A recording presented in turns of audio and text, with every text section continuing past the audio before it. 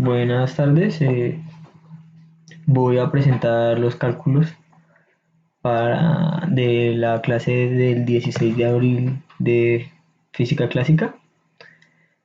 Eh, lo primero, digamos, que se tenía que hacer era resolver la ecuación de integral del movimiento de un péndulo simple. Entonces, la primera aproximación que se hacía era para ángulos pequeños, ángulos menores a 20 grados. Se tiene que el seno cuadrado de pi medios es aproximadamente eh, pi medios al cuadrado. ¿Sí? Entonces era la primera aproximación y la primera condición es que t sub 0 sea 0 como condición inicial. Pues reemplazando esa aproximación en integral, pues se procede a resolverse. Entonces se propone una sustitución que es que teta es 2 seno de u sobre k y que de teta es 2 coseno de u sobre k. Entonces, pues reemplazando en la sustitución, ahí se cancelan algunos términos y queda que coseno de u sobre la raíz de 1 menos seno cuadrado, que eso es raíz de coseno cuadrado, es decir, coseno.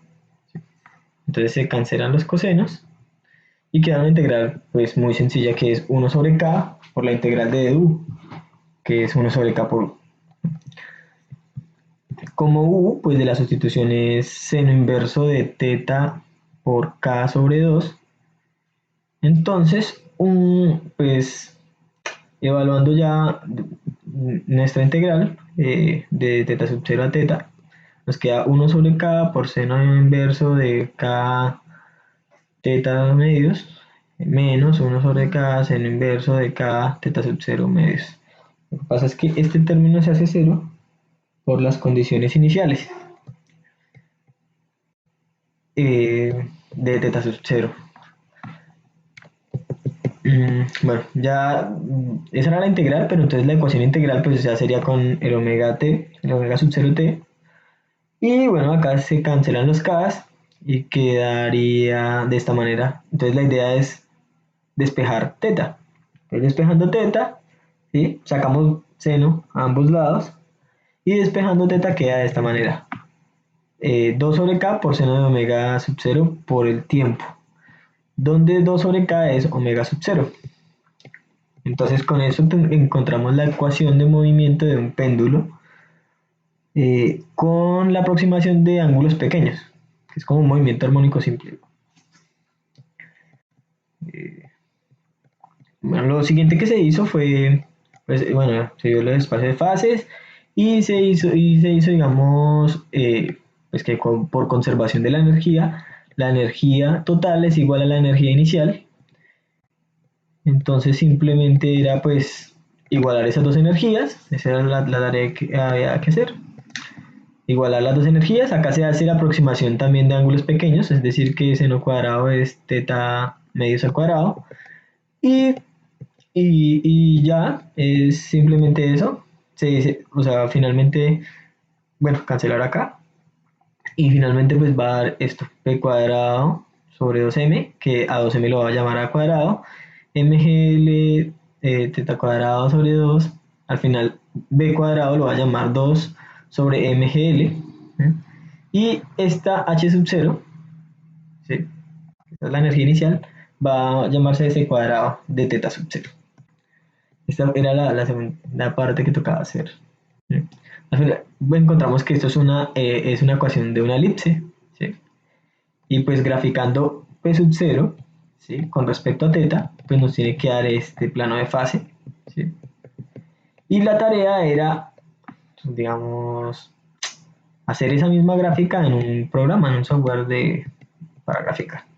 Entonces, era graficar esto variando la constante k. Entonces, para eso, pues entramos a matemática y empezamos a mostrar cómo lo logramos. Lo primero que se hizo fue encontrar la ecuación de una elipse, o sea, poner la ecuación de la elipse y decirle que resuelva para p sub 0, o sea, que despeje p sub 0. Entonces nos da dos soluciones. Cogemos una solución positiva y una negativa. Cogemos la solución positiva, la definimos, esa función, depende de h y de teta, ¿sí? Y lo que hacemos es ponerle valores a los semiejes de la elipse. Entonces el semieje mayor 5 y el semieje menor, que es B, 2. Luego le decimos que haga una gráfica, ¿sí? Que nos haga una gráfica para diferentes valores de h. ¿Sí? Entonces eso fue lo que hicimos. Para los valores positivos, pues van a ser estos valores positivos. Y los valores, como es, digamos, necesitamos el plano en fase completo, pues entonces también incluimos la solución negativa y le ponemos los valores negativos, como se observa. Esto es para ángulos menores a 20 grados, porque nosotros usamos la aproximación acá. ¿Sí? Sin embargo, como nos tiene que dar algo así, y no nos da así porque los ángulos son pequeños, entonces dan trayectorias cerradas, nosotros pues hacemos eh, aproximación, ya quitamos la aproximación y lo ponemos para ángulos en general, cualquier ángulo, cualquier tipo de ángulo, entonces eh, hacemos lo mismo. Ahora, o sea, lo que quitamos es esa aproximación y ponemos el seno de teta medio. Entonces, pues ya nos da otra solución, otras dos soluciones. Definimos una de esas soluciones y le decimos que nos grafique la parte positiva y la parte negativa, igual que en el anterior caso, para diferentes valores de h. Con lo que nos da esta gráfica, que es más o menos parecido a lo que nos tenía que dar, al dibujo que estaba propuesto. Bueno, lo siguiente que había que hacer, bueno, era encontrar las expresiones de velocidad y de aceleración, estas expresiones de velocidad y de aceleración en coordenadas polares. ¿Mm? Lo primero pues que uno hace es pues, poner el vector en coordenadas cartesianas, ¿sí? Que entonces sería r x en y más y en j, ¿sí? Pero x, ¿qué es? R coseno de teta y y es r seno de teta. Entonces, ¿cómo hacemos para encontrar los vectores unitarios? Pues una manera es o sea, derivar el vector con respecto a la coordenada y dividirla por el factor de escala. Entonces, lo primero que hacemos es derivarlo con respecto a la coordenada. Entonces, derivamos r con respecto a r, nos da coseno de teta en i más seno de teta en j, y sacamos el módulo de esa derivada, nos da 1. Entonces, el vector vector unitario va a ser coseno de teta en i más seno de teta en j. Ahora para hacerlo en la coordenada de teta, o sea, encontrar de teta, pues vamos a derivar r con respecto a teta. Nos da menos r seno de teta en i más r coseno de teta en j. Hacemos el módulo de esa derivada y nos da r.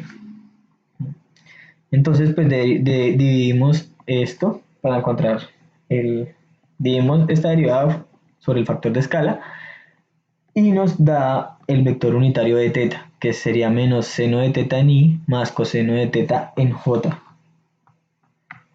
¿Sí? Bueno, algo que hay que saber, digamos, es que el vector r es r e r, ¿sí? Ahí se nota, es claro. El vector r en polares es r e r. Y bueno, lo que se va a hacer es encontrar las expresiones de ese vector pues, en las coordenadas polares. Entonces lo que se hace es derivar r, nos da la velocidad, y derivar r punto pues nos va a dar la aceleración. El problema es que salen los vectores unitarios derivados y nosotros necesitamos que nos dé una expresión de los vectores unitarios, pues los vectores unitarios, no derivados. Entonces, pues, bueno, como ya tenemos los vectores unitarios en términos de IJ, ¿sí? Entonces podemos sacar esa transformación por medio de esta matriz, donde tenemos los vectores R en términos de IJ, y pues con la traspuesta podemos encontrar los IJ con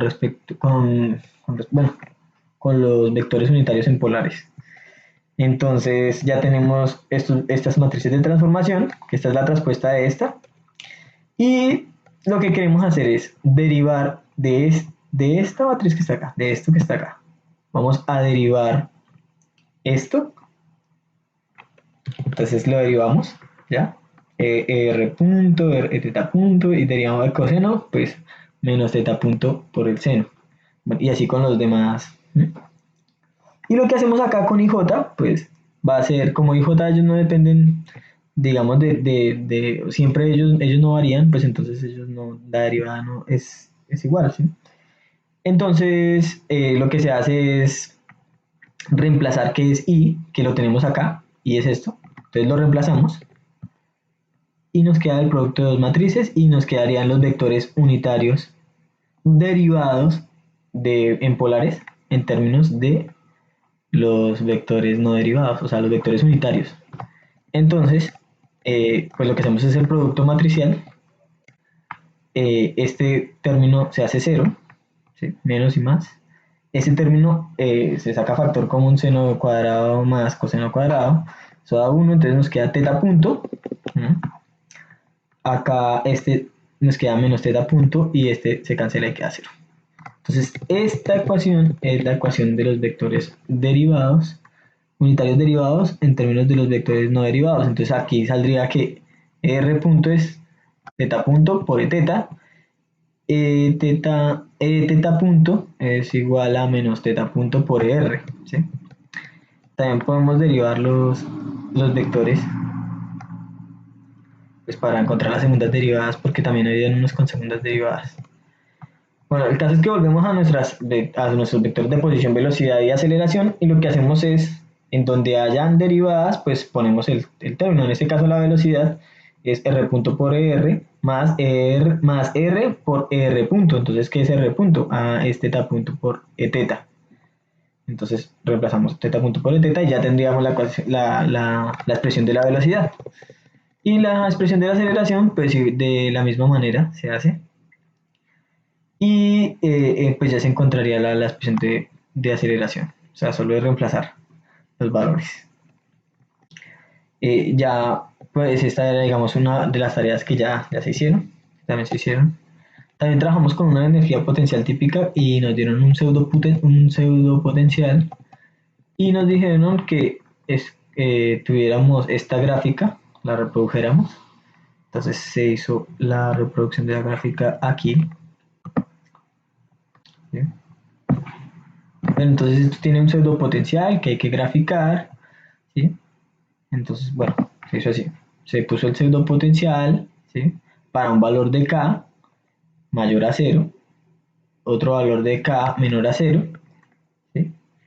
Y pues ya graficar ese pseudo potencial en función de R. Entonces observa que este es para K mayor a 0 y este es el pozo de potencial que se encuentra para K menores a 0.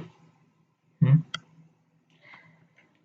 Nos dio pues exactamente eso. Pues hay que darle valores a M, a la longitud, etcétera. Pero pues nos da lo que digamos debería dar.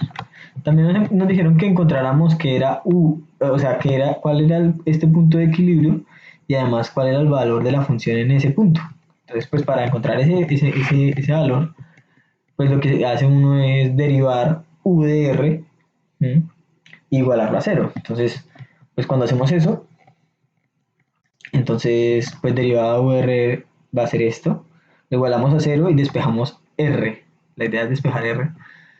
Entonces, despejando R nos queda esto y este va a ser el valor R sub 0, donde, o sea, nos queda menos L sub 0 cuadrado por MK sobre MK. Entonces, ese valor va a ser el valor R sub 0 en R. Y también, pues, para encontrar el valor de la función en R sub 0, pues es solo poner el valor de U de R, pero pues con un R igual a R sub 0. Entonces, pues lo que hacemos es meterlo ahí a R sub 0, que es esto, lo que acabamos de encontrar. Y pues ahí, simplificando y sumando, pues nos queda que U de R0, que lo vamos a llamar como U sub 0, es igual a menos mk cuadrado sobre 2L sub 0.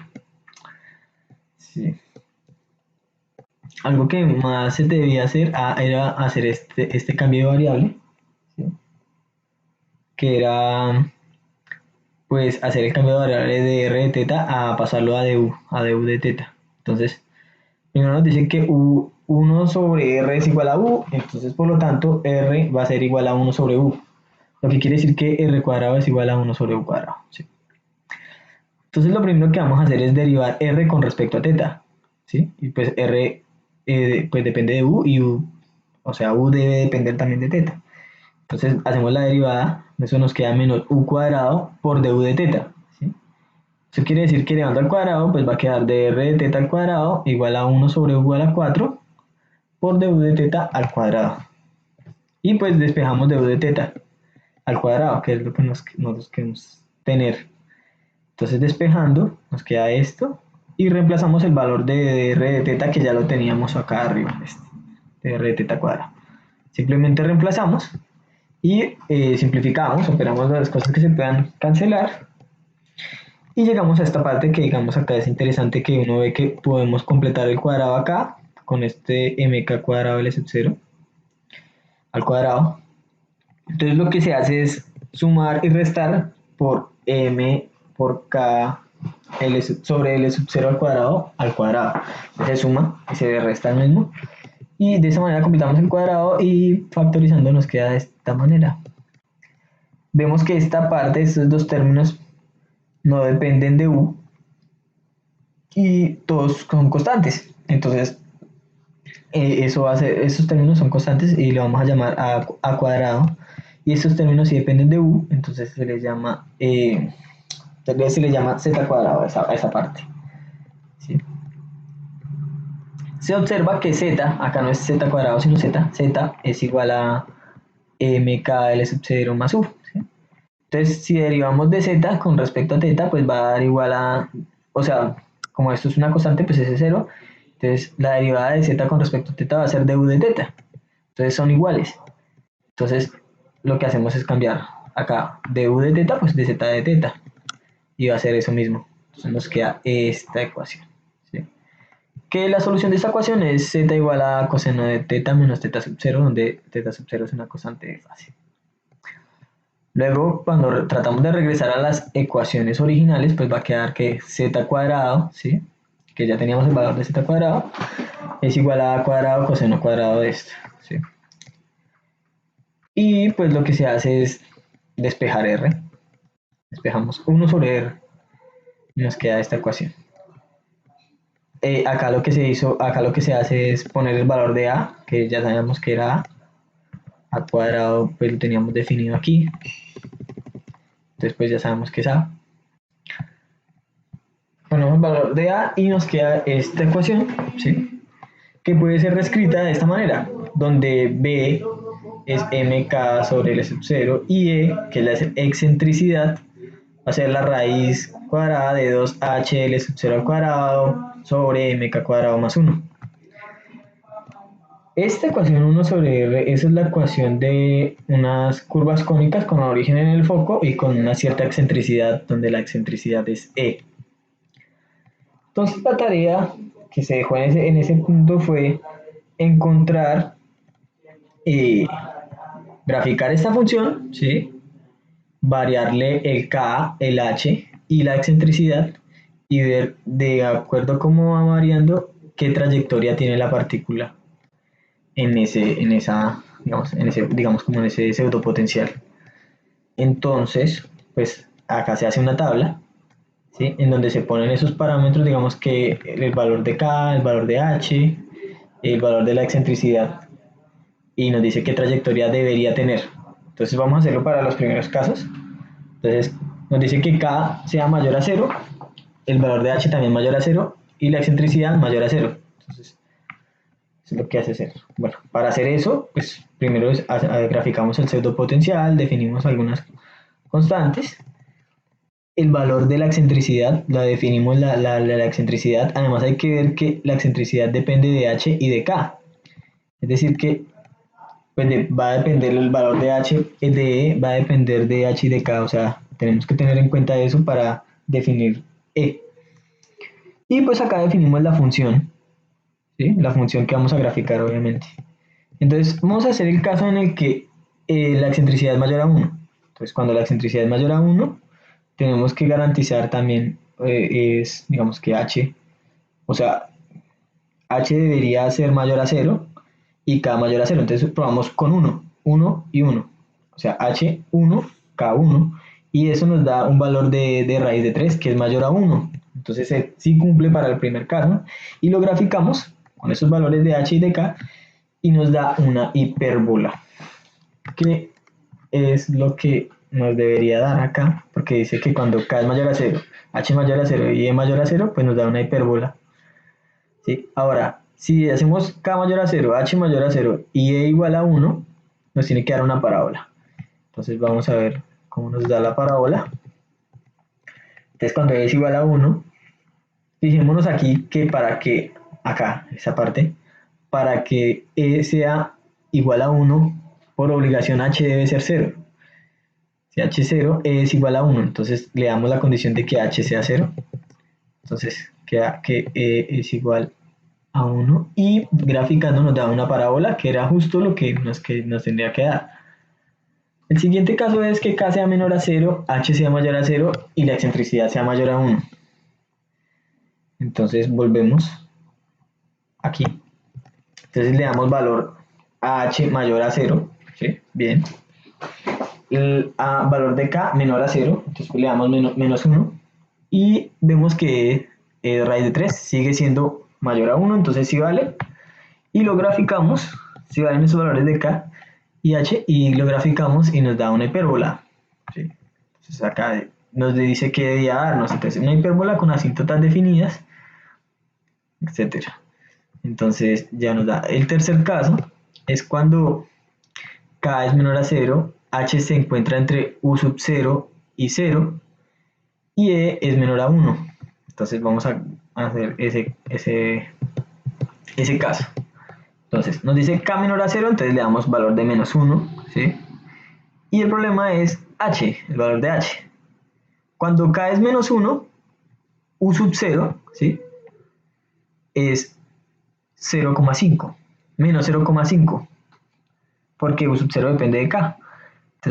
Entonces el valor de h debe comprenderse entre menos 0,5 y 0. Entonces le damos un valor de 0, menos 0,3, que está dentro del rango. Y nos tiene que dar un e menor a 1. Y exactamente nos da un e menor a 1. Entonces lo graficamos y nos da una elipse. Entonces, cuando vemos acá nos da una elipse comprendida entre R1 y R2. Entonces vemos que sí está de acuerdo. Y aquí vemos pues la última condición, que es cuando k es menor a 0, h sub 0 es igual a u sub 0 y e es igual a 1. En las notas de clase está e igual a 1, y nos tiene que dar un círculo, pero si la excentricidad es igual a 1 no puede ser un círculo, entonces la excentricidad debería ser igual a 0. Entonces vamos a corroborar. Ahí hay un pequeño error en las notas. Entonces, bueno, vamos a darle un valor de k menor a 0, entonces menos 1, ¿sí? Ya dijimos que u sub 0, ¿sí? Es cuando k es menos 1, toma un valor de menos 0,5, entonces como deben ser iguales, h sub 0 y u sub 0, entonces menos 0,5 y nos da que la excentricidad es igual a 0, por lo que nos grafica sí, una circunferencia. ¿Sí? Bueno, entonces esas, digamos, eran las tareas que debíamos, esos cálculos que debíamos repasar de la clase del 16 de abril de 2020 de física clásica. Aquí está el video de los apuntes y muchas gracias por ver el video. Hasta luego.